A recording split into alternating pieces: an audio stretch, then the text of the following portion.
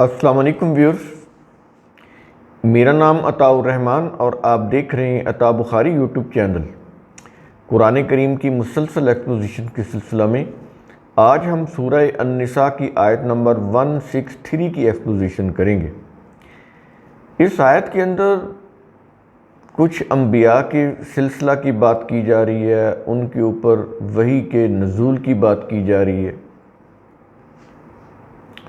یہاں پر یہ چیز سمجھ لیں کہ انبیاء تو بہت سارے آئے، لیکن قرآن کریم کے اندر کوئی 2 درجن کے قریب انبیاء کے نام ہیں، 25 یا 26 انبیاء کے نام ہیں۔ باقی کو انبیاء کہا گیا، رسل کہا گیا، ان کے نام نہیں لیے گئے۔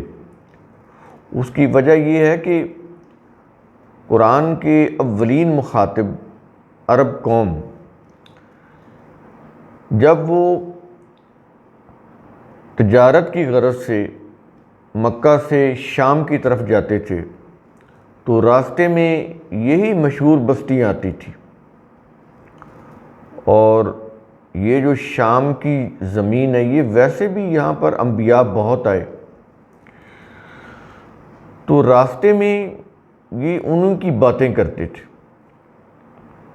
تو جن کو یہ جانتے تھے، جن کے یہ تذکرے کرتے تھے، وہاں شام میں جاتے تھے۔ جو مشہور انبیاء تھے قرآن کے اندر انہی کا نام آیا ہے۔ اگر ایسے انبیاء کا ذکر آتا جن کو قرآن کے اولین مخاطب جانتے ہی نہیں تھے تو پھر ایک نیا سوال کھڑا ہو جانا تھا کہ یہ کون ہے، ہم تو ان کو جانتے نہیں، کیونکہ وہ تو پہلے ہی جو اصل بات تھی اس کے اوپر آتے ہی نہیں تھے۔ تو ایسے ہی وہ نکتے نکالنے بیٹھ جاتے تھے۔ تو اس لیے ایک اور مسئلہ ان کے ہاں پیش آ جاتا کہ ان کو تو ہم جانتے نہیں، یہ کون ہے۔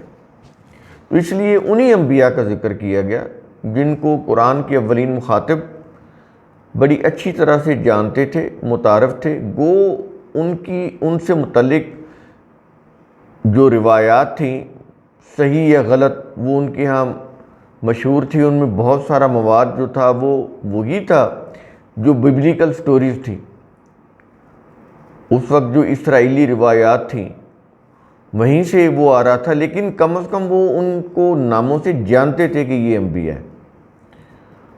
تو اب ہم شروع کرتے ہیں آیت نمبر 163۔ الفاظ ہیں اِنَّا أَوْحَيْنَا إِلَيْكَ، بلا شبہ ہم نے تیری طرف وحی کی۔ یہ آخری نبی محمد صلی اللہ علیہ وسلم سے خطاب ہے کہ بلا شبہ ہم نے تیری طرف وحی کی۔ کیسی کی آگے بتا رہا ہے۔ کیا یہ رہا ہے کہ کما اوحینا الی نوح، جیسے ہم نے نوح کی طرف وحی کی ویسے ہی تیری طرف کی۔ اب بتانا یہ مقصود ہے جو وحی کو یا وحی کے ذریعہ علم کو مان ہی نہیں رہے تھے، ان کو بتایا جا رہا تھا کہ تم میں سے کچھ یا تمہارے آباء و اجداد میں سے بہت سے مانتے تھے نا ان انبیاء کو یا ان کے اوپر نازل ہونے والی کتاب کو، تو جیسے تم ان انبیاء کو ان کے اوپر نازل ہونے والی وحی کو کتاب کو مانتے ہو، ویسے ہی آخری نبی محمد پر بھی وحی نازل ہوئی، تو اس کے اوپر انکار کی کیا گنجائش ہے تمہارے پاس؟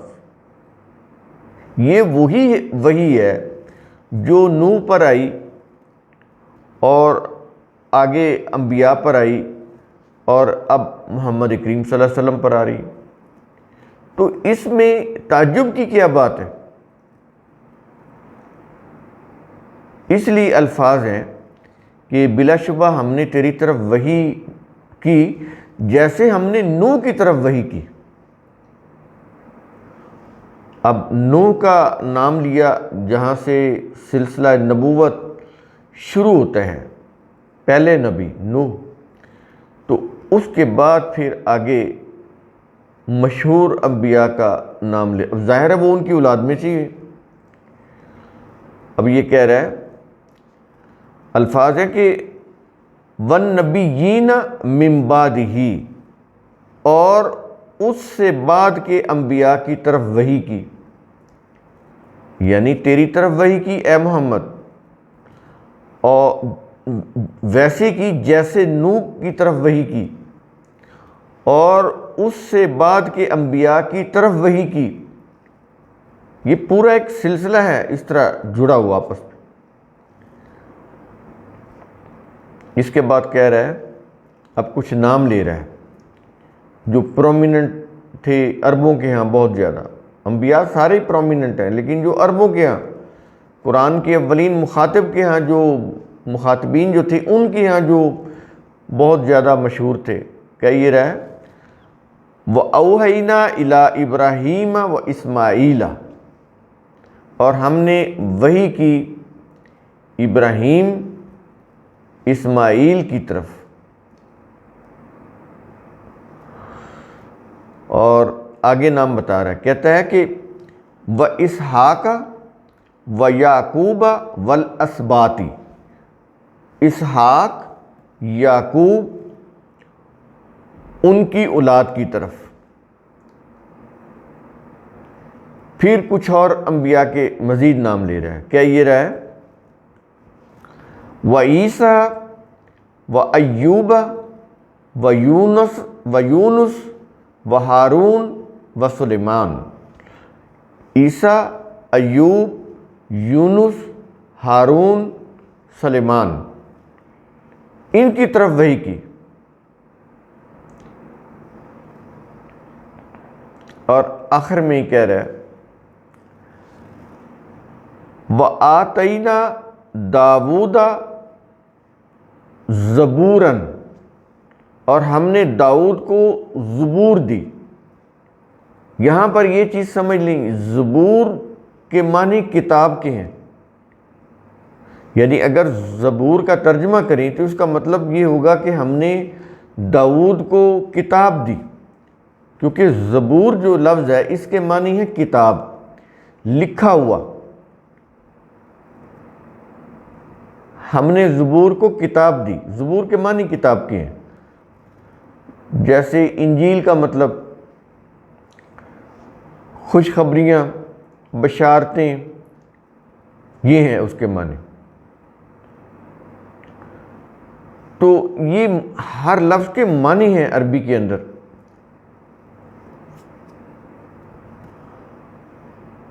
اسی طرح قرآن کی بھی میننگ ہے۔ تورات جو ہے اس کا مطلب قانون ہوتا ہے، تو یہ 4 کتابیں نہیں ہیں، زبور بھی تو کتاب ہے، تورات یہ بھی کتاب ہے، اس کے اندر اللہ کے قوانین بیان کیے گئے ہیں۔ انجیل اس کے اندر جو بشارتیں ہیں، خوشخبریاں، وہ دی گئی ہیں۔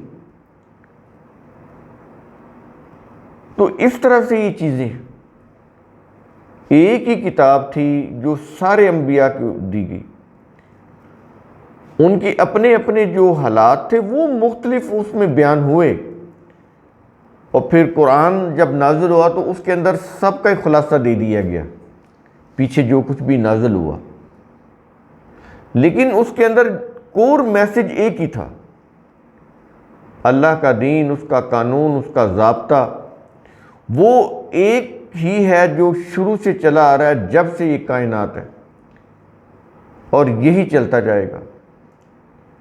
اللہ کے قوانین ابدی ہیں، اٹل ہیں، انچینجیبل ہیں، مستقل ہیں، حتمی ہیں، قطعی ہیں، بدلتے نہیں۔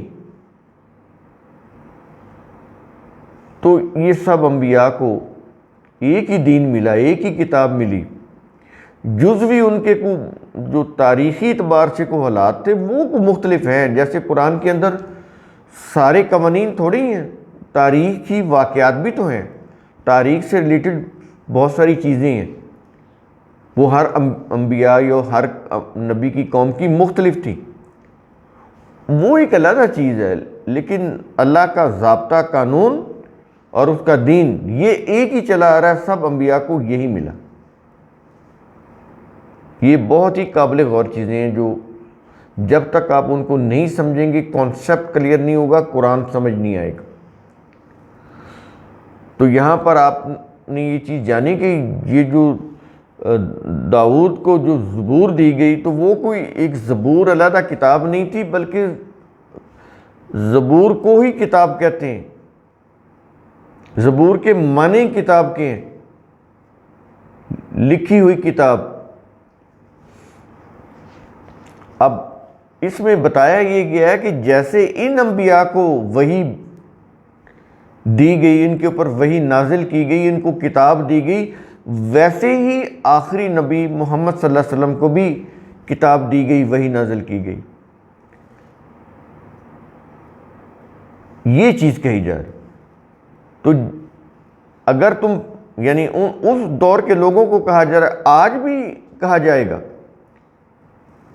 ظاہر ہے سارے لوگ محمد صلی اللہ علیہ وسلم کی نبوت کو تو نہیں مانتے۔ کچھ لوگ ہیں جو عیسیٰ علیہ السلام کی نبوت کو مانتے ہیں، کچھ لوگ ہیں جو موسیٰ علیہ السلام کی نبوت کو مانتے ہیں، ابراہیم کو کامن مانتے ہیں، یہ جو جیوز بھی مانتے ہیں اور کرسچن بھی مانتے ہیں، مسلم تو سارے انبیاء کو مانتے ہیں، لیکن کہنے کی حد تک مانتے ہیں، جو کچھ نازل ہوا وہ نہیں مانتے۔ اس میں تو وہ پھر اپنے اپنے علماء اور مشائخ کو لے آتے ہیں، وہاں پر قرآن کو ایک طرف کر دیتے ہیں، لیکن ماننے کی حد تک ہے۔ تو بتایا یہ جا رہا ہے کہ جیسے ان کے اوپر وحی نازل ہوتی تھی، کتاب نازل ہوتی تھی، ویسے ہی آخری نبی محمد صلی اللہ علیہ وسلم پر بھی نازل ہوئی۔ تو اس میں تعجب والی بات نہیں ہے، بات یہ کہ ان کے اوپر ایمان لاؤ۔ جو کچھ اس کے اوپر نازل کیا گیا ہے قرآن، اس کے اوپر ایمان لاؤ اور اس کی روح سے اپنی سوسائٹی کا نظام بناؤ، اس کے اندر جو بھی اصول اور ضابطے ہیں۔ یہ چیز کہی جا رہی ہے اس آیت کے اندر۔